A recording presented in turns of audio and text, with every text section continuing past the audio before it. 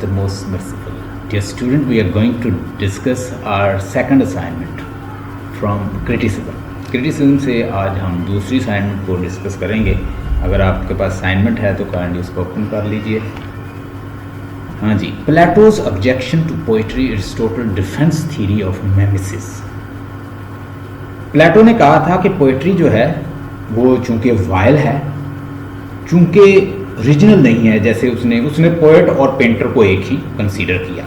वो कहता है कि एक पेंटर और एक पोएट चूंकि एक पहले से बनी हुई चीज़ को क्या करता है, उसको पेंट करता है. मिसाल के तौर पर अगर आप एक पेंटर है तो उसके सामने क्या पड़ा हुआ है, गौर से सुनिएगा, ये बात बड़ी समझने वाली. एक पेंटर है तो उसके सामने एक चेयर पड़ी है. चेयर चूंकि पहले ही किसी ने बनाई है और पहले भी वो एक आइडिया की ही रियल शक्ल है. मिसाल के तौर पर पहले उसने कुर्सी बनाई है ना, तो कुर्सी का आइडिया किसके माइंड में था, उस बड़ाई के माइंड में, कारपेंटर के माइंड में. अच्छा, उस आइडिया को उसने एक फॉर्म दे दी. अब वो फॉर्म जो है पहले ही कॉपी की कॉपी है, यानी असल चीज तो पोएट या उस कारपेंटर के माइंड में है ना, उसके माइंड में थी, वैसे उसने कुर्सी बना दी. अब वो पेंटर जो है वो पहले से कॉपी की कॉपी बना रहा है. तो ये कहता है ये थ्राइस अवे होती है रियलिटी से. असल तो आइडिया तो उसके माइंड में है ना, जिसने वो कुर्सी बनाई. इसी तरह फिर वो कंसेप्ट दुनिया का देता है, ये री आइडलिज्म की ही दुनिया है, ये बेस्ड ऑन आइडिया है. असल दुनिया तो क्रिएटर के माइंड में, फिर वो उधर ले जाता है. असल में वो बात किसकी कर रहा है कि आइडियाज की दुनिया. फिर वो बहुत सारी लॉजिक देता है. वो कहता है कि उसने अपनी रिपब्लिक बुक लिखी, उसमें पोएट्स को उसने क्या किया, उसने बैनिश किया कि पोएट्स चूंकि कॉपी की कॉपी करते हैं, थ्राइस अवे होती हैं ऑब्जेक्ट, जो जिस चीज़ की कॉपी करते हैं वो पहले ही कॉपी होती है, तो ये बहुत अवे हैं रियलिटी से. They are just wild people, they are just deviating people, they are not going to direct towards right track, rather they are creating copy of copy.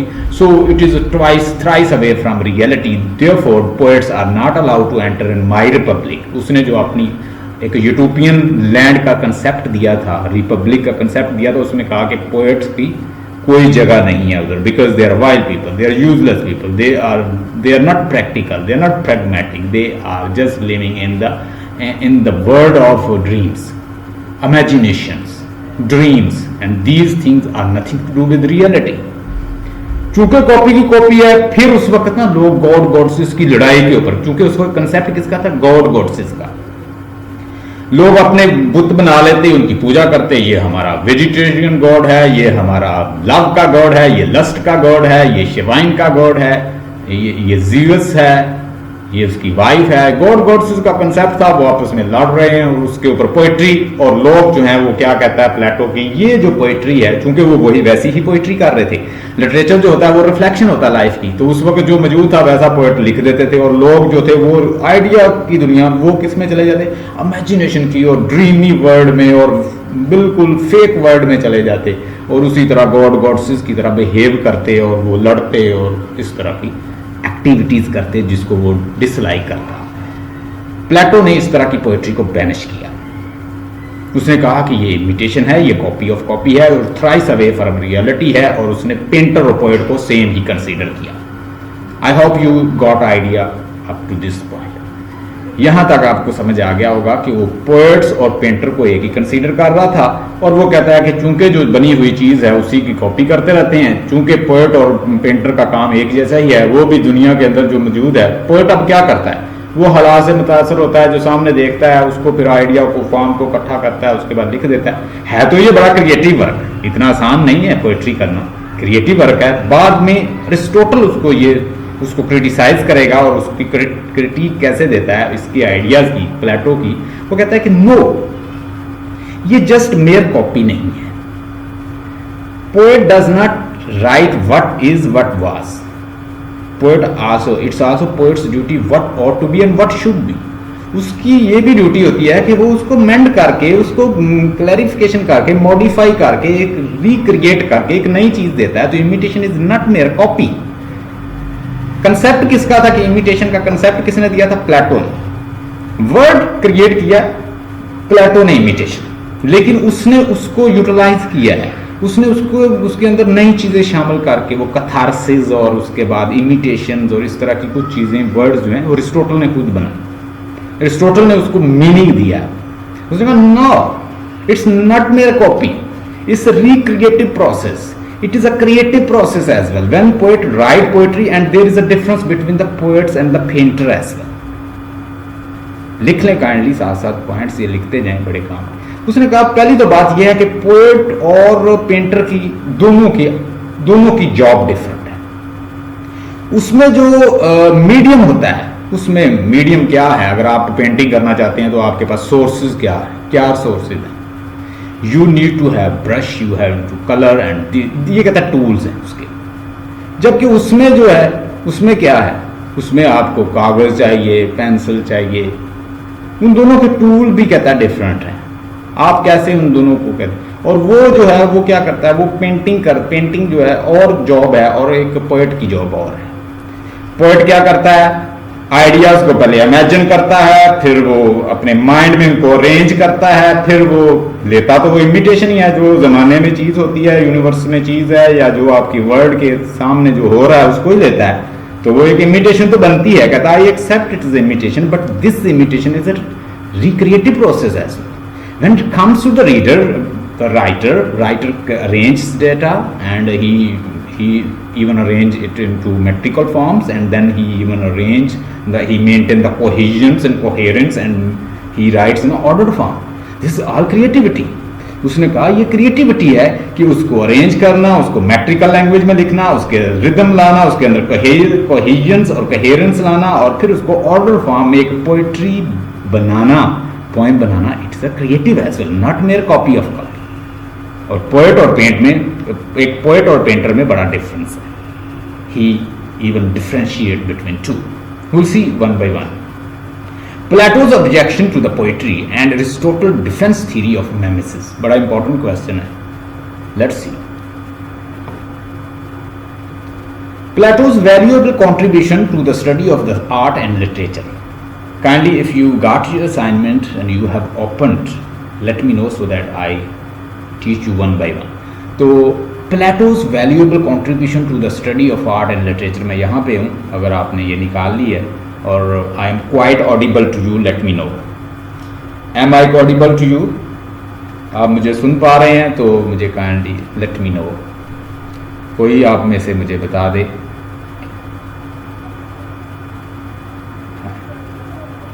Okay, yes Alyssa, क्या मसला है? जी बोलिएगा।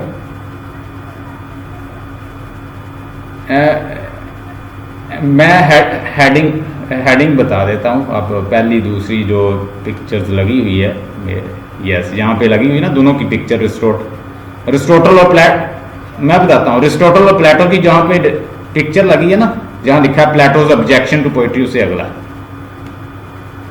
मिल गया।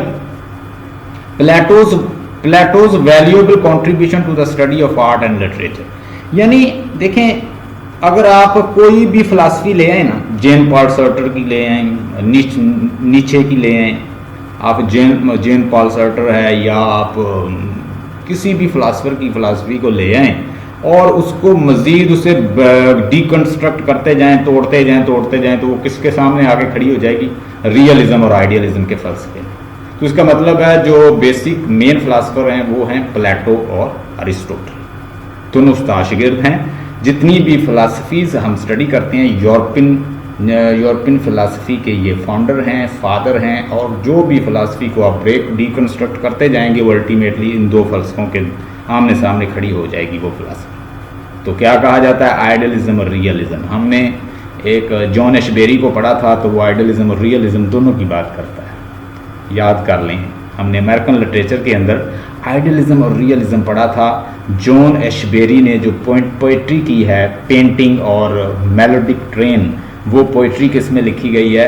Idealism और realism के फलसफे के ऊपर। वो क्या कहता है कि एक पेंटर है, वो पेंट करना चाहता है, लेकिन दुनिया वाले उसे कहते हैं कि ये तुम जैसा आइडिया, रेबल आइडिया लेकर आए हो, ये कभी भी मुमकिन नहीं। वो कहता है कि मैं सामने अपना कैनवस रखूं और ये अंडरकरंट अपनी वेव्स के साथ उठे और ये वहाँ पे आके खुद बहुत प्रिंट हो जाए, छप जाए, और यहाँ पे वैसे नज़र भी आए मुझे समंदर। ऐसा रेबल आइडिया लाया है, और उसके सामने बिल्डिंग है। वो लोग उसको क्या कहते हैं कि ये मुमकिन नहीं है, उसे क्रिटिसाइज कर रहे हैं, इवन उसे वो धक्के मारते हैं इस आइडिया पे, इस बुरी फिलासफी के ऊपर। एनी हो, वो क्या चाहता है कि ये मुमकिन हो। अब उसने दो फलसफों को आमने सामने इकट्ठा कर दिया। एक तो वो आइडियलिज्म का फलसफा है कि आइडिया बेस पे वो सोच रहा है ना कि ये उठ के आए और पेंट हो जाए, और सामने जो बंदे खड़े हैं वो क्या कर उसे बता रहे हैं, नो रियलिज्म, रियलिटी को देखो भाई, ऐसा नहीं हो सकता।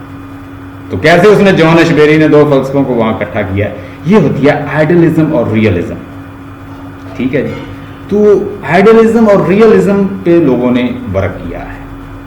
बड़े बड़े फिलासफर जो हैं इन दोनों फिलासफी को किसी ना किसी को फॉलो कर रहे होते हैं। कुछ अरिस्टोटल को करते हैं, कुछ प्लेटो को करते हैं। Plato's valuable contribution to the study of art and literature. Plato's theory of mimesis. Mimesis का मतलब लिखा हुआ है imitation. The art deal with the illusions and they are imitation of. देखें, आर्ट का काम ये नहीं है कि जैसी चीज है वैसी दिखाते। आप कहते हैं जी आर्ट का काम ये नहीं कि what was and what is. It's also its aim to show what ought to be and what should be. कि चीज को ऑर्डर फॉर्म में कैसे होना चाहिए। मिसाल के तौर पर आपने सामने देखा, वैसे तो लिख दिया, लेकिन उसमें कोई लेसन भी कहता है साथ हो कि भाई ऐसा नहीं, ऐसी शक्ल नहीं। मिसाल के तौर पर पेंसिल टेढ़ी पड़ी है, तो मैं ये बताऊँ जो पेंसिल जो है ना वो टेढ़ी पड़ी है, ऐसे सीधा, तो फिर आगे मेरा काम है कि पेंसिल को भाई इस ऑर्डर फॉर्म में ऐसे पड़ा होना चाहिए। ठीक है। तो कहता है कि लिटरेचर या आर्ट जो है, जो पोइट्री का जो मकसद है, it is not what it is and what was, rather its aim what should be, what ought to be, कैसे एक ऑर्डर फॉर्म में चीज़ को होना चाहिए। लेकिन बाद में बड़े फलसफे आएंगे, आर्ट फॉर आर्ट से, एक art not detective purpose, literature is not for detective purpose, इस आर्ट फॉर आर्ट से की, और फिर इस तरह बहुत सारी मूवमेंट्स जो हैं आगे जैसे जैसे डेवलपमेंट होती जाएगी। लेकिन उसने ये इसको ऐसे, इसके बाद हमने फिलिप सिडनी को पढ़ना है, तो वो भी एक डेवलप्ड फॉर्म होगी इसी। अरिस्टोटल ने जैसे डिफेंस दिया उसने भी दिया। Plato's theory of mimesis, imitation, the art deal with illusions, they are an imitation of imitation. प्लेटो क्या कहता है कि इमिटेशन की इमिटेशन है। मैंने जैसे बताया, कहता है जी एक बड़ाई है, उसने कुर्सी बनाई तो पहला आइडिया तो उसके माइंड में था, उसने उसको उतार दिया अपने आइडिया को, तो असल दुनिया जो है वो आइडिया की है। चूंकि आइडिया जो है वो ट्रांसेंड करता है, वो सबसे अजीम होता है, वो रियल शक्ल होती है, वो असल शक्ल होती है। उसने केव थ्योरी भी दी उसके लिए, लोगों को प्रूव करने के लिए कि हम जो देख रहे हैं इमेजेस, ये जस्ट इमेजेस हैं, रियलिटी कहीं और है। वो उसने नहीं बताई, उसने उसके लिए रिपब्लिक का कंसेप्ट दिया, आइडियल लैंड का, यूटोपियल लैंड का, ये आइडियाज़ की दुनिया है। और ये अरिस्टोटल इसको ऐसे रिजेक्ट करता है, वो चीज़ों को ऐसे पकड़ता है और बताता है कि ये रियल वर्ड है, ये बेटा जो है मेरा है, उसे पकड़ के, ये टच करके। तो कहता है आइडियाज़ की दुनिया में हम नहीं रह सकते, हम चूंकि इस रियल वर्ल्ड में रहते हैं और जो हमारे सामने नज़र आ रहा है यही रियल वर्ल्ड है।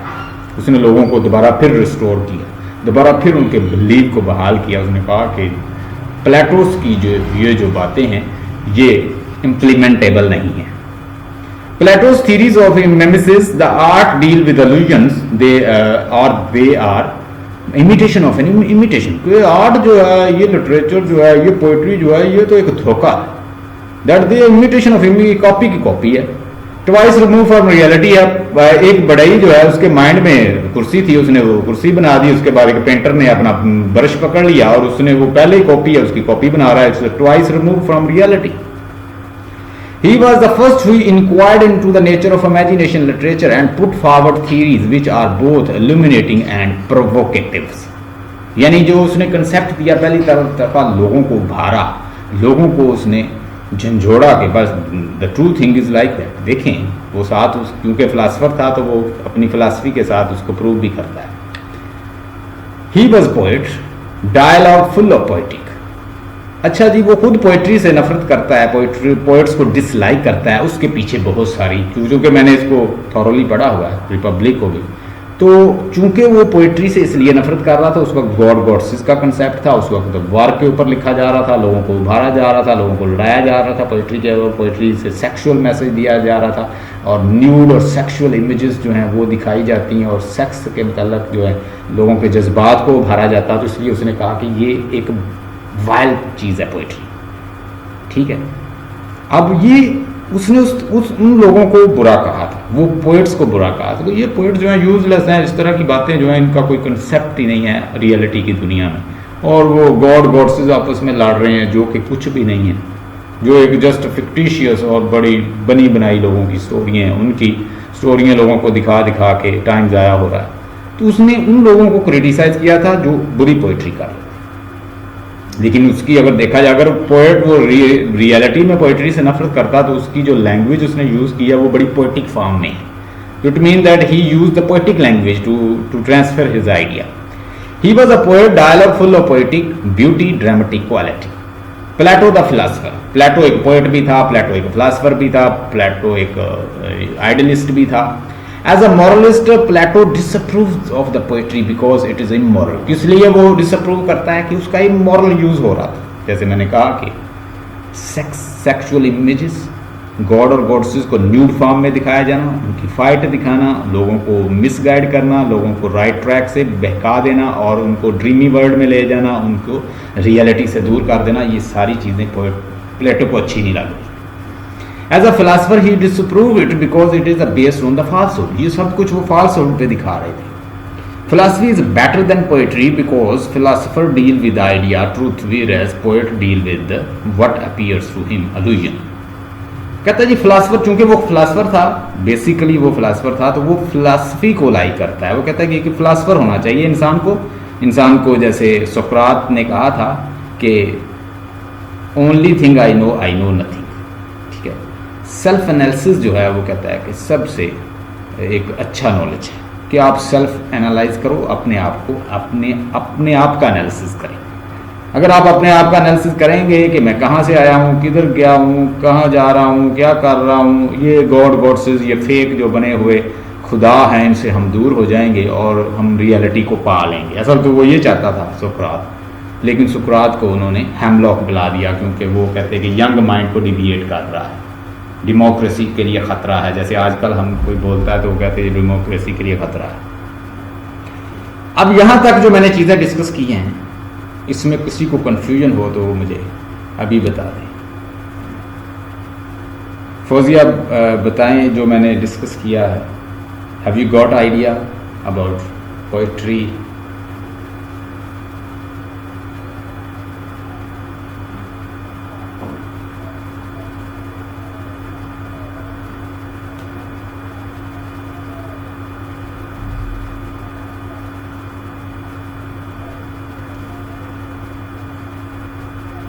वाइल मैसेज देते हैं।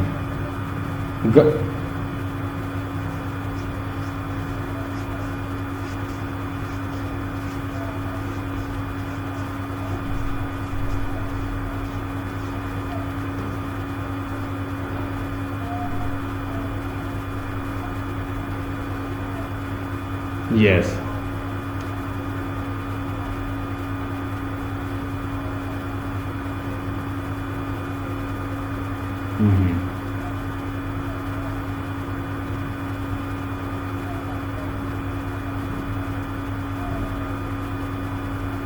कहाँ से? Very good.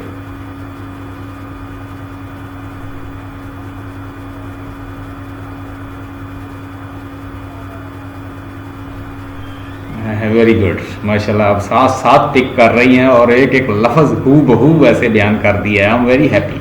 हाँ जी अलीसा, आप भी बताएं, आपके भी आइडियाज़ ले लें। क्या है सो फार वी डिस्कस्ड?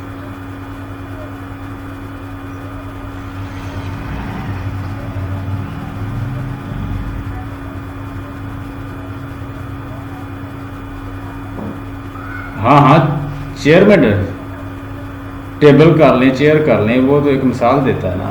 वो मुख्तलिफ लिखा है, कहीं दुनिया का भी लिखा है कि ये जो दुनिया कायनात है, हाँ जी, ये वो मैं बताता हूँ। वो थोड़ा सा देखें ना, एक चीज़ को आप जनरलाइज कर देते हैं। मिसाल के तौर पर मैं आपको उसकी मिसाल देता हूँ। ऑल द वर्ड्स, जैसे हम करते हैं ना, सिलोजिज्म यूज़ करते हैं, हम कहते हैं कि ऑल द वर्ड इज़, यानी Socrates is मॉर्टल, Socrates is mortal, so Socrates is a human. All the human beings are mortal. Socrates is mortal, so Socrates can be died. यानी मैंने एक जनरल स्टेटमेंट ली कि all the human are mortal, सारे human being है जो मॉर्टल हैं। उसके बाद मैं किधर जनरल से किधर जा रहा हूँ, स्पेसिफिक की तरफ जा रहा हूँ। तो इस तरह बाज़ औक़ात हम एक स्टेटमेंट बना लेते हैं, उससे फिर उससे जो स्पेसिफिक की तरफ जाते हैं। तो आप ऐसे जनरल यूज़ कर लें कि गॉड ने जैसे यूनिवर्स बनाई है, तो वो कहता है, प्लेटो ने कंसेप्ट दिया था, प्लेटो कहता है ये असल जो दुनिया है वो क्योंकि आइडियलिज्म आइडियाज़ की दुनिया है, तो वो असल आइडिया तो गॉड के माइंड में है, ये तो उसकी कॉपी है। बात समझ आ गई? उसके लिए फिर उसने केव थ्योरी का, मैंने गार की थ्योरी का कंसेप्ट दिया था कि उनको कुछ बंदों को अंदर बंद कर दें, 4-5 बंदों को। अब 5 बंदे जो अंदर बंद हैं उसने कभी उन्होंने बाहर नहीं देखा, उन्होंने सिर्फ ऊपर इमेजेस देखी हैं, और उनमें से एक सम हो बाहर आ जाता है, वो बाहर आके देखता है कि बाहर सूरज निकल रहा है, दुनिया फिर रही है, और बाहर आके उसे नज़र आता है कि पीछे से रोशनी पड़ रही थी तो इमेजेस नज़र आ रहे थे, लेकिन हम तो इनको रियल समझते रहे। तो फिर वो आके उनको बताता है, तो वो लेकिन वो उसे मानते नहीं हैं। तो वो कहता है कि असल में अगर आप लोगों का भी अब कॉन्शियस जो है वो बिल्ड हो जाए और आप इसी तरह बाहर निकल के आएँ, तो आपको ये जो लोग एक कुएँ के मेंढक बने हुए हैं, इनको रियलिटी समझ आ जाए। तो आप अगर फिलासफर बनेंगे तो आपको रियलिटी समझ आ जाएगी। He wants that the people should be taught philosophy, जैसे वो उसका उस्ताद जो है सोक्रेटिस टीच करता था, लेकिन सोक्रेटिक मेथड तो ये था ना कि वो लोगों को डोर टू डोर जाता और टीच करता। जैसे मैंने पहले बताया कि सोफिस्ट मौजूद थे उस वक्त, जो फिलासफर जो विजडम जानते थे वो क्या करते थे, वो हायर्ड होते थे सोफिस्ट, ये नहीं प्री सोक्रेटिक पीरियड, उससे जो जितने भी सोफिस्ट थे वो क्या कर रहे थे, वो लोगों को हायर्ड मोरालिटी दिखा रहे थे, कोई एब्सोल्यूट ट्रूथ नहीं है। जो आर्गुमेंटेटिव अच्छा बनता, जो अच्छा आर्गुमेंट जानता है ना, वही विनर है, चाहे आप रॉन्ग भी हों। यानी उन्होंने कहा कि कोई मोरालिटी नहीं है, कोई सच झूठ नहीं है, जो अच्छा परसुएसिव बंदा है गाइड कर ले, बस वही रियलिटी है। तो वो उन्होंने फिर ना किंग्स ने हार किए होते। तो ये सोक्रेटिक मेथड जो था उनका तोड़ था। बात समझ रही? सोक्रेटिक मेथड, सोक्रात क्या चाहता था कि वो जो सोफिस्ट ने लोगों के आइडिया करप्ट कर दिए हैं, मैं उनको ठीक करूंगा। उसने कहा जी self analysis is the best technique to learn.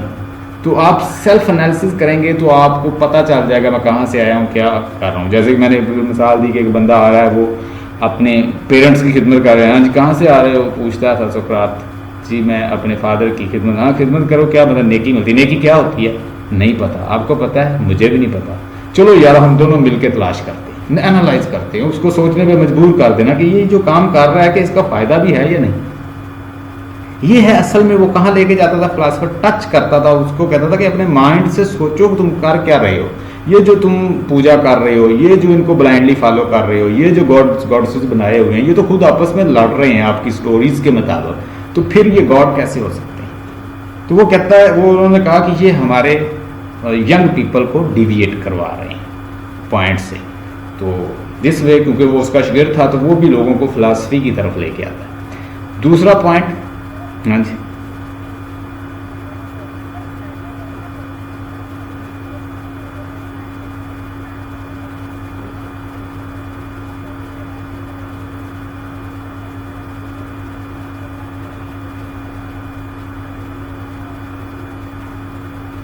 Very good question.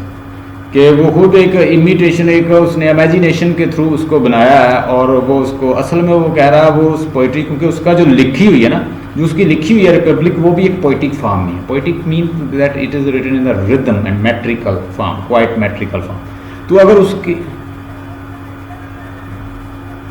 Yes मैं आपको बताता हूँ, आप समझ जाएं। उस वक्त जैसे मैंने मिसाल दी कि उसने पोइट्री को बुरा नहीं कहा, उसने उस वक्त के पोइट्स को बुरा कहा है, जो पोइट्स जो क्या कर रहे थे, लोगों को रियलिटी से दूर लेके जाए, उनको वायर, उन्होंने सेक्सुअल इमेजेस दिखा के, उनको लव अफेयर की बातें सुना के, ठीक है। उसके बाद जो आप देखें,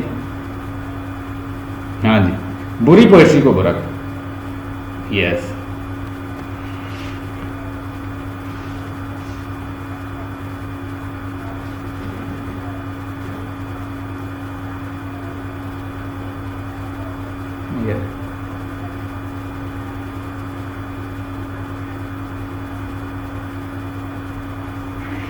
मैंने यही कहा है। मैंने यही चीज़ कही थी कि उसकी तो खुद लिखी हुई जो रिपब्लिक है वो भी पोइटिक फॉर्म में है। इनफैक्ट उसने बुरी, देखें आपने टी.एस. एलियट का नाम सुना होगा। टी.एस. एलियट ने अपना नाम बनाने के लिए सबसे किसके वर्क को उठाया? उसने शेक्सपियर के हैमलेट को उठाया, जिसको कोई क्रिटिसाइज नहीं कर सका। असल में जो क्रिटिक होते हैं ये तो रियलिज्म और आइडियलिज्म का फलसफा तो उधर से ही चला है ना। उसके बाद जितने भी लोग आए हैं वो मैंने जैसे कि बताया कि वो फिलासफी इनके दरमियान में ही आके खड़ी हो जाती है, या तो वो इनका ब्लेंड होता है या वो किसी एक को फॉलो कर रहा होता है, जितने भी फिलासफर। अब टी.एस. इलियट ने भी किसके कंसेप्ट को किसके काम को उठाया, हैमलेट को, ताकि मेरा नाम बने। ठीक है, उसने जॉन डन जो सबसे उस वक्त बुरा पोएट था उसने कहा ये सबसे अजीम पोएट है। तो इसका मतलब यह है कि ये जो राइटर होते हैं ना, ये किसी के, अब जितनी भी कोशिश कर ले अरिस्टोटल अपने उस्ताद को नहीं पहुंच सकता। प्लेटो का एक नाम है, प्लेटो जो बात करता था, देखिए उसने कैसा कंसेप्ट दिया है, एक गार की जो थ्योरी का कंसेप्ट अभी भी लोग पढ़ते हैं और वाकया ही किसी हद तक ऐसे ही है। हम जिस दुनिया में रह रहे होते हैं, जिस जगह पर रह रहे हैं, हम उसे कहते हैं कि इससे बड़ी दुनिया नहीं है। आप यहाँ जैसे आप लोग यहाँ से दुबई चले गए तो आपने वहाँ देखा कि पाकिस्तान के अलावा भी लोग भाई दुबई में भी रहते हैं। ठीक है, हम तो पाकिस्तान को यहाँ इसी को रियलिटी समझते रहे, लेकिन रियलिटी और भी है जो मैंने फार्म की हुई है, कोई और है। इस तरह मीन टू से वो कैसे बंदे को विजन को खोलता है। तो एक अजीम फिलासफर था और वो उसका शागिर्द ही था, लेकिन उसने क्या किया, उसने कहा कि चूँकि फिर एक लिखना जो होता है, तो फिर अगर वो उसको करेगा, अगर वो अपनी क्रिटिक देगा, उसको क्रिटिसाइज करेगा या उसके बनाए हुए जो आइडियाज़ हैं किसी ना किसी तरीके से तो उनको ब्रेक करना है ताकि उसका भी एक फ़लसफ़ा सामने आए। तो उसने आइडियलिज्म के मुकाबले में अपना रियलिज्म का फ़लसफ़ा ले लिया कि ये जो बताई है रिपब्लिक के अंदर बात, ये आइडियल लैंड है जिसका रियलिटी से कोई ताल्लुक नहीं है। असल रियलिटी ये है जिसमें हम रह रहे हैं, जो सामने हमें नज़र आ रही है, जबकि वो जो नज़र आ रही हैं चीज़ें वो कहता है कि ये रियलिटी नहीं है। असल में बात ये है। पोइट्री को तो उसने, वो तो एक जुज़ है ना, फ्रेगमेंट उसने उसको लिया। फिलासफी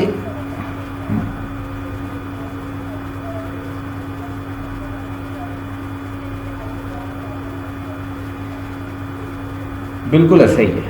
वो कह रहा था कि लोगों को ना डिविएट ना करें, लोगों को वायल ना बनाएं, उन्हें करप्ट ना बनाएं, मॉरली जो है उनके बिलीफ ख़राब ना करें और उनको सेक्सुअल इमेजेस, और आप देखें, आप ज़रा चेक करें तो न्यूड आपको पिक्चर्स मिलेंगी।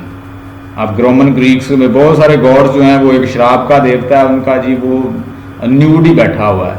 अब उनमें वो जो बॉडी पार्ट्स हैं वो आप कहीं बैठ के उनको हम देख नहीं सकते क्योंकि वो एक लुक्स कलम थी, अच्छा नहीं लगता। लेकिन वो इन चीज़ों से उनको निकालना चाह रहा था कि ये जो सेक्सुअल इमेजेस दिखाई जा रही हैं, ये जो वाइल्ड आइडियाज़ दी जा रही है, बिलीफ ख़राब किए जा रहे हैं इस हाँ जी, देख नहीं सकते। ये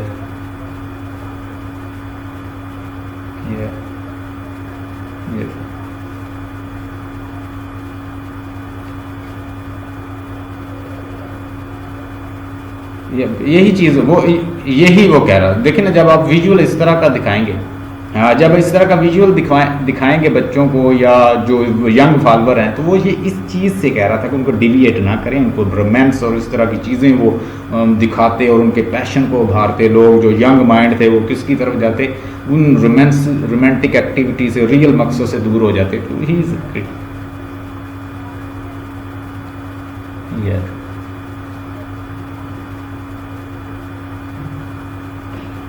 यस। अब नेक्स्ट देखिएगा पॉइंट, इससे हमें बड़ी मजीद चीज़ें समझने में मदद मिलेगी। Philosophy is better than poetry because philosopher deal with ideas truth whereas poet deal with appears to him, यानी with what appears to him. Philosopher किस में डील करता है? फिलासफर का मतलब क्या होता है? Lover of wisdom. Philosopher is a person who loves wisdom, who explore wisdom, who finds out wisdom, who get wisdom through by observing, by analyzing, by thinking what is where it come from, where we are going। तो वो चीज़ों को बड़ा subtly और break बीनी से analyse करता है philosopher. लेकिन पोएट क्या, जैसे ही सामने आई वैसे ही उसने वो कहता है जी पेंट कर देनी। असल में वो पेंट और पोएट को एक ही ले रहा है। आगे ही believe that the truth of philosophy was more important then the pleasures of poetry. वो कहता है जी ट्रूथ जो है ना उसका एक अपना ही मजा होता है पोइट्री के प्लेजर से।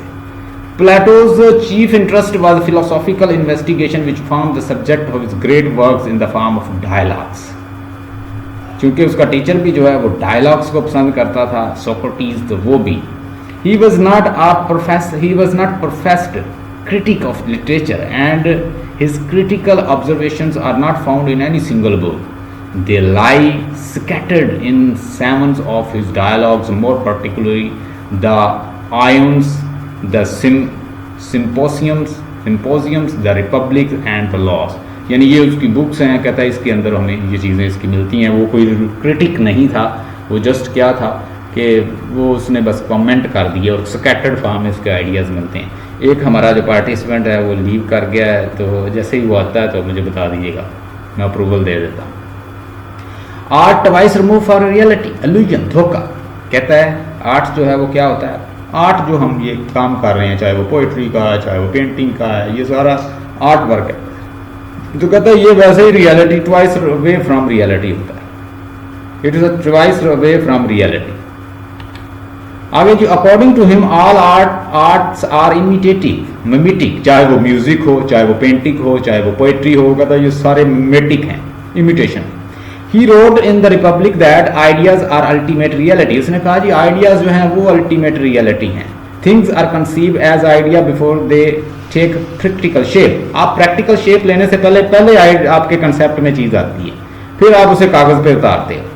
वो आपको फिर कारपेंटर की उसने मिसाल दी, कहता carpenters chair is a result of the ideas of the chair in his mind. तो असल चेयर कहाँ पड़ी हुई है, उसके आइडिया, उसके कॉन्शियसनेस में, उसके माइंड में, उसके दिमाग के अंदर. तो वो उसकी कॉपी है आइडिया की जो सामने आपके आ गई है. Thus the chair is once removed from reality. तो चेयर जो है रियलिटी से एक स्टेप जो है वो पीछे है, ये तो कॉपी है. But painters chair is imitation of the carpenters chair. और पेंटर की चेयर जो कहता है जो बनी है, पेंटर ने जो बनाई है, वो फिर कहता है एक दर्जा फिर पीछे चली गई. बात को समझे कैसे ही उसने मिसाल दिया कि एक जो बढ़ई है, कारपेंटर है, उसने जो बनाई है वो तो उसके माइंड में हुई. अब जो पेंटर बाद में आया, उसने एक पहले ही वो कॉपी थी, उसने फिर वो कॉपी बना दी. कहता है इसलिए बड़ा दूर ले जाते हैं, एग्जैजरेट करते रहते हैं. So it is a twice remove from reality. दस आर्टिस्ट पोएट टेक्स मैन, कहाँ ले जाते हैं artist, away from reality rather than towards it. Reality को फाइंड एक्सप्लोर करने में मदद नहीं देते, बल्कि ये हमें रियलिटी से दूर ले जाते हैं. असल में वो बता रहा है कि फिलॉसफी जो है पोएट्री से बड़ी है. अब देखिएगा आजकल पोएट्स क्या कहते हैं, नो, फिलॉसफी, हिस्ट्री, साइंस सबसे बड़ी है पोएट्री. कैसे? आप एक फिलॉसफी एक फिल्म के जरिए भी तो दे सकते हैं, एक एपिक के जरिए भी दे सकते हैं, एक ट्रेजेडी के जरिए भी तो दे सकते हैं. आप फिलॉसफी पहुंचा दें और उसे पता भी ना चले उसको फिलॉसफी मिल गई, आपकी पहुंच गई. आप जो नॉलेज सिखाना चाह रहे हैं, साथ एंटरटेनमेंट भी उससे करवा दें और साथ एंटरटेनमेंट के साथ मैसेज भी दे दें. आप आजकल एक इर्तुगरुल ड्रामा चल रहा है तुर्की का, तो साथ साथ लोग एंटरटेन भी कर रहे हैं और साथ मैसेज भी ले रहे हैं खिलाफत उस्मानिया का, ऑटोमन एम्पायर का. हाँ जी, किसको, कितने लोगों को पहले पता था ऑटोमन कौन था, सल्तनत उस्मानिया? बहुत कम लोगों को इतना पता था उसके बारे में. आज सारे लोग जैसे जैसे ड्रामा देख रहे हैं, देखिए आपका मैसेज, आपकी फिलॉसफी सब कुछ पहुंच गया. तो आजकल पोएट्री ने क्या किया, अपने अंदर समो लिया फिलॉसफी को, हिस्ट्री को, साइकोलॉजी को. ठीक है, हमने एक पढ़ा टोलन मैन पढ़ा बाय किसने, सीमस हीनी. सीमस हीनी का वर्क है टोलन मैन. उसमें एक आदमी है, तो गॉड से वो हजारों साल पहले पुराना एक वहां पे उनको मिलता है, डेड बॉडी मिलती है. अब उसके बारे में साइंसदान जो है रिसर्च करते हैं, वो कहते हैं ये हजारों साल पुराना है और इसमें लोग शायद के उस वक्त गॉडेसेस को खुश करने के लिए वो जो खराज मांगते थे, खून की देवी जो है गॉडेसेस जो है वो मांगती है कि अगर फर्टिलाइज करना चाहते हो ज़मीन को तो एक इंसान का हमें यहाँ पे कुर्बानी दो. तो उसकी कुर्बानी के लिए कहते हैं जिसे बांध के पेश किया गया. फिर उसके अंदर पेट में जो कुछ खुराक के ज़रात हैं वो भी, उन पे भी रिसर्च हुई, वो भी इतने पुराने हैं. उसके पेट को, उसकी पसलियों को, उसके बॉडीज़ को, बोन्स को रिसर्च हुई. तो इस तरह क्या चीज़ वो दिखाना चाह रहे हैं कि आपको हिस्ट्री का नॉलेज जो है वो पोइट्री के थ्रू मिल रहा है. वो यानी इसको हम साबित कर सकते हैं कि पोइट्री जो है वो इन चीज़ों से बड़ी है, क्योंकि ये अपने अंदर समो लेती है फिलॉसफी को, हिस्ट्री को, साइकोलॉजी को, और बहुत सारा साइंटिफिक नॉलेज भी इसके अंदर आ जाता है. जैसे हमने गैलीलियो को पढ़ा तो हमें साइंस का बहुत ज़्यादा पता चल गया. तो that is why we can say that poetry can even transcend all these subjects like history, philosophy, psychology, anthropology, or you can say even other subjects like that. तो ये अपने अंदर इनको समो लेती है. प्लेटोज 3 मेन ऑब्जेक्शन, प्लेटो ने 3 main objection लगाए थे पोइट्री के ऊपर। Plato 3 main objection to the poetry are that poetry is not ethical, philosophical and pragmatic, in other words. हाँ जी, अब एथिकल क्या है कि ये एथिक्स वैल्यू नहीं टीच करती, जबकि आजकल पोइट्री के जरिए एथिक वैल्यू भी टीच की जाती है। यानी इनके जरिए तो उसने तो अपने, चूंकि उसकी रियलिटी तो वो थी ना उस वक्त जैसे लोग मौजूद थे उसके सामने, लेकिन with the passage of time जो साइकोलॉजी है, फिलॉसफी जो है, आइडियाज जो है वो डेवलप होते हैं। अब जो अरिस्टोटल प्लेटो के माइंड में चीजें थी, अब हमारे बहुत सारी चीजें बदल चुकी हैं। अब वैसे कोरस नहीं होता ड्रामों के अंदर, वैसे वो सिचुएशन नहीं, वो डेवलप्ड फॉर्म में हो चुकी हैं। अब स्ट्रीम ऑफ कॉन्शियसनेस आ गया है, बहुत सारी चीज़ें, नई टेक्निक्स आ गई हैं, ठीक है, बहुत सारे मेथड चेंज हो गए हैं और डिफरेंट मैनिपुलेशन कर रहे हैं राइटर लिखते हुए, राइट करते हुए ड्रामास को। तो जब वैसी अब राइटिंग नहीं है, लोग वैसे नहीं हैं, कंप्यूटर का, ट्विटर का दौर है, यूट्यूब का दौर है, ठीक है, गूगल का दौर है, नॉलेज अब की अप्रोच बदल गई है, मेथडोलॉजी बदल गई है, वे ऑफ एक्वायरिंग नॉलेज बदल गया है। पहले टीचर के पास ही सारा नॉलेज होता था, अब टीचर जो है कैसे गाइड है, एक just like working like a tour guide, just guiding you what to do, where to get and what to do. कुछ वो आपको कंसेप्ट देता है, बहुत सारी चीज़ें जो है वो सिमुलेट करवा देता है, फलां जगह से देखो, फलां जगह से देखो।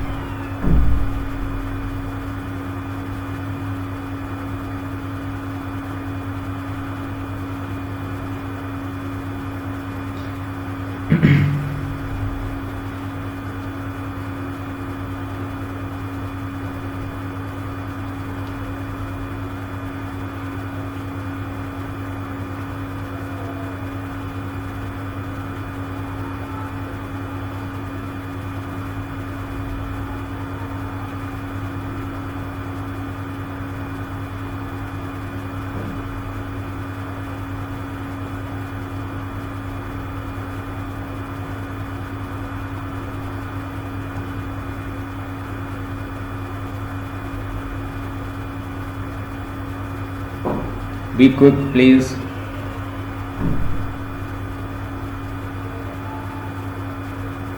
जल्दी जल्दी आए प्लीज, जल्दी। Very good.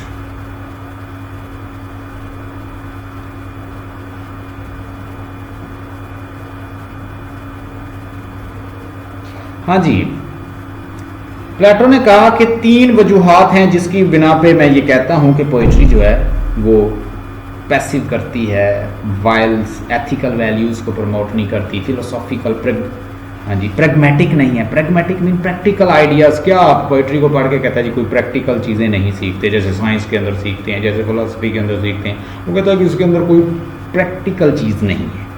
Poetry is not ethical, philosophical and pragmatic, in other word he object on the point of view of education. वो एजुकेशन पॉइंट ऑफ व्यू से कहता है कि वो एजुकेशन नहीं टीच कर रहे, वो फिलासफी ठीक चीज़ नहीं कर रहे, वो लोगों की आइडियाज़ बिगाड़ रहे हैं, वो लोगों को गलत जो है वो गाइड कर रहे हैं पोइट, वो मॉरल वैल्यूज़ नहीं दे रहे। तो वाई आगे मैंने लिखा है, वाई कैसे, it is not ethical because is promote undesirable patience.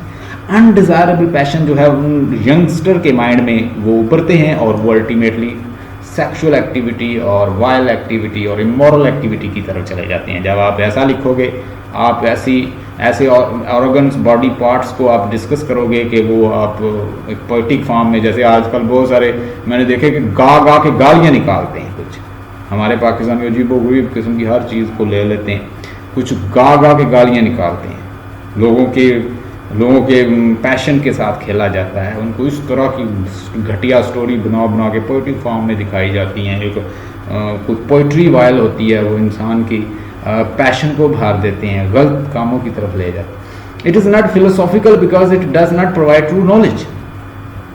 और ये फिलोसॉफिकल नहीं होती, कोई इसके बिहाइंड कोई फिलोसफी नहीं है कि वो कोई ठोस किस्म की। आप ज़रा फिलोसफी को, स्टोइसिज्म की फिलोसफी को पढ़ें, आप थाओइज्म की फिलोसफी को पढ़ें, कन्फ्यूशियस की फिलोसफी को पढ़ें, एक दो और हैं जो मैक्सिकन फिलासफ़र हैं, उनको ज़रा पढ़ें, ठीक है। स्पेनिश फ़िलासफ़र को पढ़ें, जर्मन निट्शे को स्टडी करें, माइकल फूको को स्टडी करें, या जेन पॉल सार्टर को स्टडी। तो इस तरह के आप फिलासफर को स्टडी करें तो आपको डीकंस्ट्रक्शन को स्टडी करें, आपको नई नई चीज़ें मिलेंगी, ठीक है। वो कहता है जी इसके पीछे कोई फिलासफी नहीं है कि कोई बंदा लर्न करे।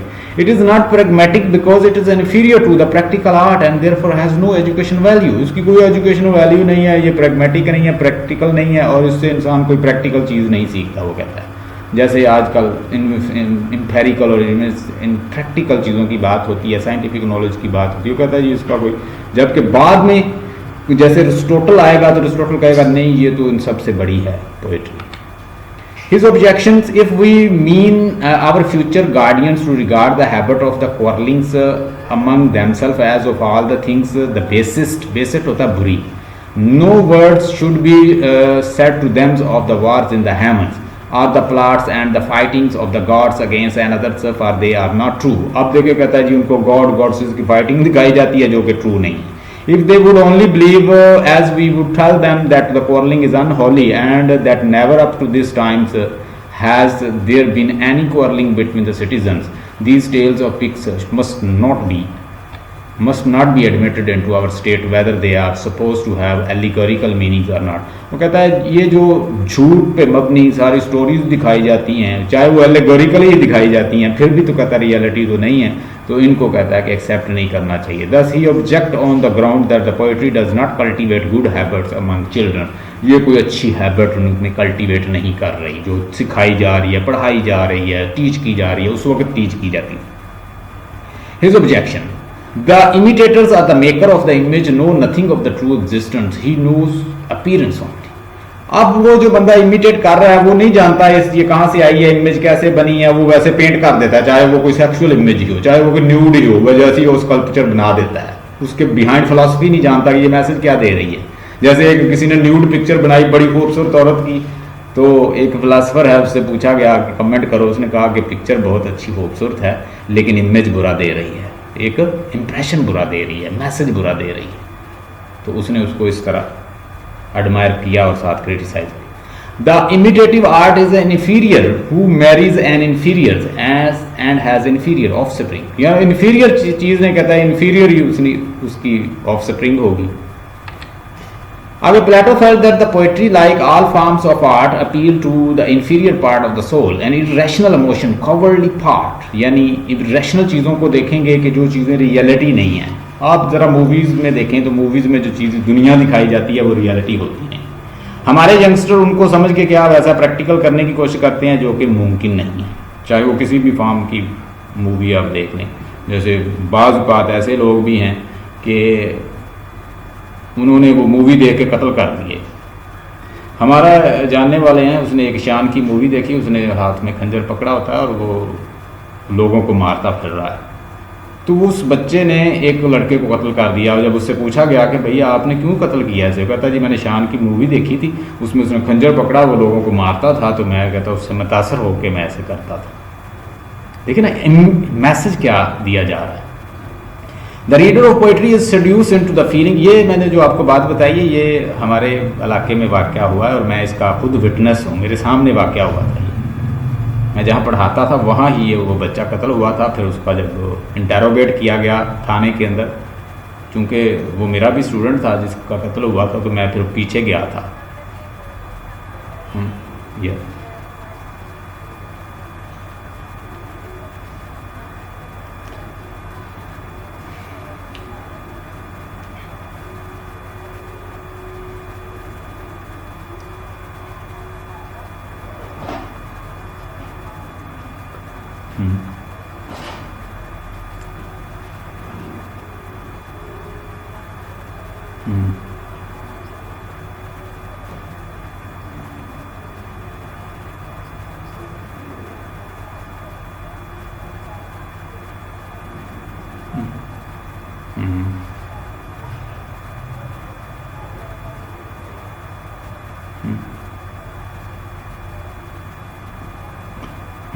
परगेशन करती रहती हैं, कथारसिस करती रहती हैं, जो दबी हुई फीलिंग्स हैं उसको कहीं ना कहीं आउटलेट तो उसे मिलना ही है ना तो फिर वो डिफरेंट डायरेक्शन में चला जाता है, कुछ गलत। ये साइकोलॉजी है और इस पे कहते हैं कि इसको कहीं कथारसिस इसका होना चाहिए। We must have such kind of. हम साइकोलॉजी तो पढ़ते ही नहीं है, हम कहते हैं दिमागी बीमारी तो बीमारी नहीं है, हालांकि सबसे बड़े मसाइल आने वाले दौर में यही आने वाले हैं कि इंसान इतनी टेक्नोलॉजी में परेशान है कि करना क्या है। उसने सोशल मीडिया ने उसे परेशान कर दिया है और we need a life coach, हमें ट्रेनर्स की ज़रूरत है। To Plato's an appreciation of poetry is incompatible with an appreciation of reason, justice and the search for truth. In the Ions ये उसने बुक लिखी है। He suggests that the poetry causes needless lamentations and ecstasies at the imaginary events of sorrows and happiness. यानी कहाँ ले जाती है? Ecstasy और लेमेंटेशन की तरफ ले जाती है, इमेजिनरी दुनिया में ले जाती है। एक्सटेसी होता है वजन, जब बंदा यहाँ से ट्रांसपोर्ट होगी कहीं और चला जाता है उसे कहते हैं। इट नम होता है सुला देना, किसी को बिल्कुल लथार्जिक बना देना। इट नम्स द फैकल्टी अहलियत ऑफ रीजन की अहलियत को ये नम बना देती है, सुला देती है। For the time being and paralyses the balance, और क्या कर देती है? नकम्मा बना देती है, कायर बना देती है, और इंसान को क्या बना देती है? पैरालिज, अपाहज। The balance thoughts and encourage, और इंसान की बैलेंस थॉट नहीं रहती। जब आपने देखा हो कोई बंदा जो लव अफेयर में इन्वॉल्व होता है, आप उसे जितना मर्जी समझाते रहे, यार ये ठीक नहीं है, ये तुम क्या कर रहे हो, तुम अपना टाइम ज़ाया कर रहे हो, ये लड़की जो है, इस तरह की कई लड़कियां तुम्हें मिल जाएंगी, तुम ऐसा करो कि इससे निकलो। आप उसे जितना मर्जी समझाएं, वो इतना सहर होता है उसके ऊपर कि वो आपकी बात ही नहीं सुनता। ये क्या है? ये पोइट्री, गाने, म्यूजिक, ये सारे सुन के उसको उस दुनिया में रह रहा होता है वो। The weaker part of the soul constituted of the basers impulses. Impulses होता है अनप्लान्ड थॉट्स जो आती हैं, उसे इम्पल्सेस कहते हैं। Hence the poetry has no wealth functions and it can't be called good. वो कहता है जी ये उसका कोई अच्छा फंक्शन नहीं है हेल्थी, और ये इसे हमें गुड नहीं कह सकता। Plato, to him drama is the most dangerous form of literature because the author is limiting thing that she does not understand. अब कहता है जो ड्रामा जो है वो तो कहता है सबसे खतरनाक है, वो कोई ऐसी चीज़ें शामिल करते हैं that she does not understand, कि उसे भी कुछ पता नहीं होता, वो ऐसी चीज़ें बना देता है। आप देखें उसने ड्रामा को ज़्यादा क्रिटिसाइज किया। Plato seemingly feel that no words are strong enough to condemn drama। कहता है कोई मेरे पास इतने अल्फाज नहीं है कि मैं इसको कंडेम कर सकूँ, ये तो बहुत ही बुरा है। वहाँ उस वक्त ड्रामे दिखाए जाते थे ना, तो ड्रामे ऐसे प्ले किए जाते, ड्रामे जो है उसमें रियलिटी होती नहीं। जैसे एडिपस रेक्स है, तो उस वक्त एडिपस रेक्स कौन सा मौजूद था, वो भी एक सुनी सुनाई थी ना। इस वक्त उस तरह का तो कंसेप्ट वहाँ पे हो ही नहीं सकता। अगर ऐसा होता तो वो तो मजहबी लोग ही बहुत थे, तो ऐसा ये सुनी सुनाई उन्होंने ड्रामा वैसे सॉफ्टली बना दिया और पहली दफ़ा बनाया और बड़ा मशहूर हो गया। ये तो एक तरीकाकार होता है राइटर का कि कोई ऐसी चीज़ पेश कर दे कोई हट के, ताकि लोगों की तवज्जो हो जाए उसकी। जैसे टर्की वालों ने किया, कोई अलहदा से कोई एक चीज़। वैसे इससे पहले भी उस तरह की मूवीज़ जो हैं, जब आप देखें ट्रॉय जो है वो बनी है, वो यूनानियों के ऊपर बनी है, तो इस तरह इंग्लिश लोगों ने बनाई हैं अपनी, तो उसने कुछ हट के कोई रियलिटी दिखाई। इसमें अब मिली जुली चीज़ें, कुछ चीज़ें जो हैं वो उससे हिस्ट्री से ले ली, कुछ अपनी तरफ से अंदर डाल इन्फ्यूज़ कर ली। Plato felt that all the words evil derived from the one source, a faulty understanding of reality. अब आ गया अरिस्टोटल, उसका शागिर्द। अरिस्टोटल जो है वो अब क्या बताएगा कि no, the world in which we are living and embracing and spending life, this is reality. Ideas are not reality, reality is what you are facing, what you are living in, what you are playing with, what you are facing, what you are doing, ये reality है वो कहते हैं। The nature of poetry, poetics, inspiration, theory for inspirations। Aristotle क्या कहता है? Aristotle agree पहले तो करता है अभी प्लेटो की बात जो है, इमिटेशन बिल्कुल ठीक है कि ये एक इमिटेशन है, लेकिन ये रिक्रिएटिव भी है, एक क्रिएटिव प्रोसेस भी इसके अंदर मौजूद है। जैसे एक पोएट है, पेंटर है, उसकी वो फॉर्म और उनके टूल्स और हर चीज़ को डिस्कस करता है। Aristotle agreed with the Platos in calling the poets and imitators and creative art. Imitation, he imitates one of the three objects, things as they are, कि जैसे चीज़ें मौजूद हैं, things as they are said, जैसे कही गई है, किसी ने कही वैसी कह देता है पोएट, या राइटर, या ड्रामेटिस्ट, या पेंटर वैसा बना देता है। Thought to be or things as they ought to be, और जैसा सोची गई चीज जैसी होनी चाहिए आइडियल फॉर्म में, वो भी बताता है आपको पोएट। तो इसमें कहता है क्रिएटिव प्रोसेस भी आ जाता है। In other word he imitates what is past, वो पास्ट को भी इमिटेट करता है, प्रेजेंट को भी, what is commonly believed and what is ideal, और जो आइडियल होना चाहिए वैसा भी दिखा देता है आपको अंदर। जैसे मैंने बताया कि ड्रामा जो होता है वो हूबहू रियलिटी नहीं होता। ड्रामा के अंदर जो लिखने वाला राइटर है वो बहुत सारी चीजें अपनी तरफ से भी डाल देता है। बहुत सारी चीजें आप हिस्ट्री को पढ़ें तो वो वहां पे नहीं होंगी। इर्तगाल, तुगरल, आप उसका नाम जो है वो तुगरल वहां पे लिखा है, इर्तगाल यहाँ पे कहा जाता है। और बहुत सारे पर उनकी सल्तनत उस्मानिया के लिटरेचर को पढ़ें या उनकी जो हिस्ट्री में नाम लिखे गए हैं, वो बहुत सारे नाम जो हैं यहाँ पे वो रद्दो बदल किए हुए हैं। ठीक है, बहुत सारी चीज़ें आपको चेंज फॉर्म में मिलेंगी, क्योंकि हिस्ट्री लिखने वाले भी तो अपनी तरफ से बहुत चीज़ें डाल देते हैं। Aristotle believe that there is a natural pleasures in imitation, बड़ी नेचुरल प्लेजर्स होती हैं, कहता है Aristotle believe that there is a natural pleasures in poetry. जब आप रिदमिक फॉर्म में कोई धुन, कोई म्यूजिक या पोएट्री पढ़ते हैं तो वो आप खुद ब खुद आपको एक नेचुरल प्लेजर्स मिलता है। जैसे what though the field be lost, all is not lost, our unconquerable will the study of revenge and mortal hate. बंदा पढ़ता जाता है, सुरूर मिलता है। फिर जैसे शेक्सपियर की पोएट्री है, जैसे जिसको मैंने बनाया भी है, और जॉन डन की पोएट्री को मैंने रिकॉर्ड किया है और बड़े म्यूज़िक के साथ, तो बड़ा मुझे एक सुरूर मिलता है जब मैं उसको पढ़ता हूँ, मुझे अच्छा लगता है।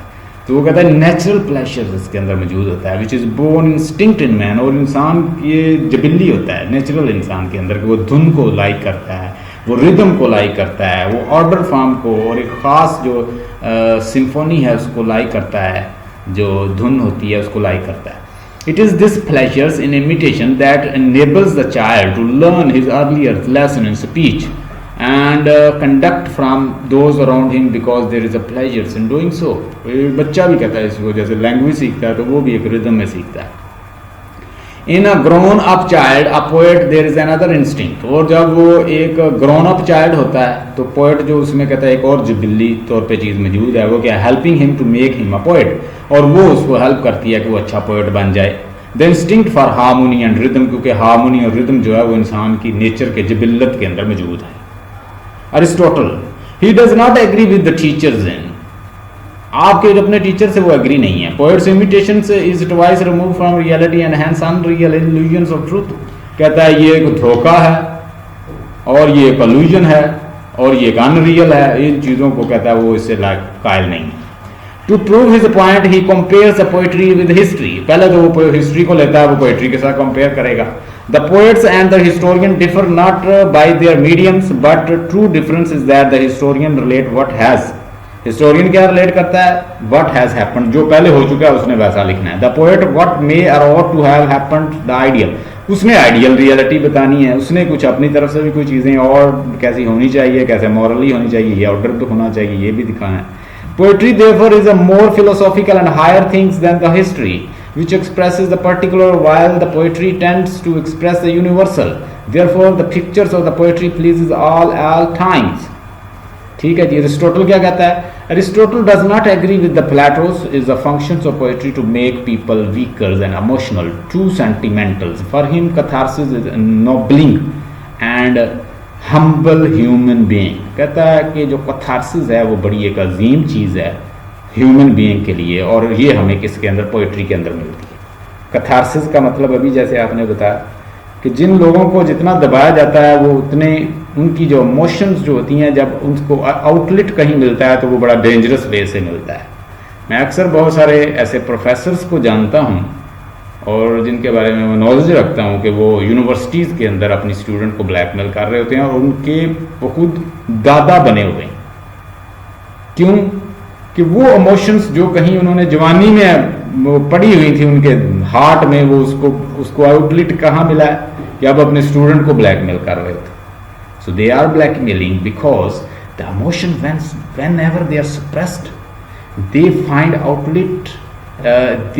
outlet in a strange way। जैसे अभी आपने मिसाल दी कि वो अपना घर में वो उसको कैथारसिस उसका कर रहे हैं, Aristotle does not agree with the Plato in a function of poetry to make people weaker and emotional, बल्कि ये तो एक catharsis का source है, वो कहते हैं. For him catharsis is ennobling and the humbles a human being. ये humble करता है catharsis. जब आप कोई चीज़ देखते हैं तो सबसे पहले क्या करते हैं, रोते हैं. तो आपके जो अंदर रुकी हुई इमोशन है वो एक तो उनका catharsis हो गया. ठीक है, आपने देखा और आपने कहा यार ऐसे हालात मेरे साथ ना हो जाए. ठीक है, आप क्यों तरस खाते हैं, पिटी फियर होता है, फिर आप कतार से फिर आप रो लेते हैं. तो आपके अंदर का जो प्रोग्रेशन है वो बाहर आ जाता है. आपके अंदर के जो बहुत सारे छुपे हुए जज्बात हैं वो आउटलेट उनको मिल जाता है, वो बाहर निकल जाते हैं. आप रो कर चाहे जैसे भी उसको उसका कथारसिस कर लेते हैं.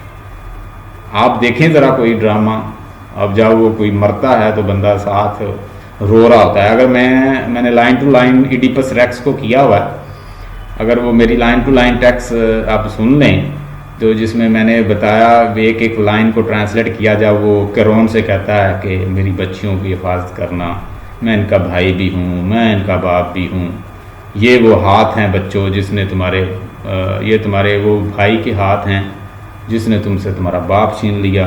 तो इस तरह वो बड़ी बातें करता है कि इंसान रोने लग जाता है. ठीक है, तो ये कथारसिस का एक एलिमेंट जो है वो आपको पोइट्री के अंदर मिलता है. So far as the moral natures of the poetry is concerned, Aristotle believed that the end of the poetry to the please, however, teaching may be given such a pleasing is superior to the other pleasures, because it teaches the civic morality. Therefore, all the good literature give pleasures that is not divorced from the moral lesson. Plato's objection refuted. कैसे refute करेगा?